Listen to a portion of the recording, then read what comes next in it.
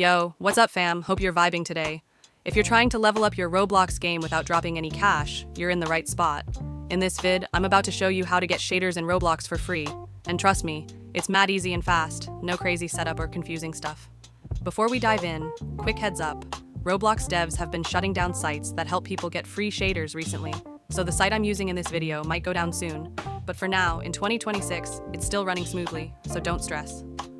Also, I know some of y'all are worried about getting banned for using shaders. Don't even trip, I tested it on my own account, and it's 100% safe. No bans, no warnings, nothing. So let's get right into the tutorial. First, hit up the shader extension download site, then smash the download button and wait a sec. Once it's downloaded, open your browser extensions like Google Extensions, turn on developer mode, and drag the file in there. After that, head over to Roblox, pick the game you want to use shaders in. I'm using MM2, and open the extension.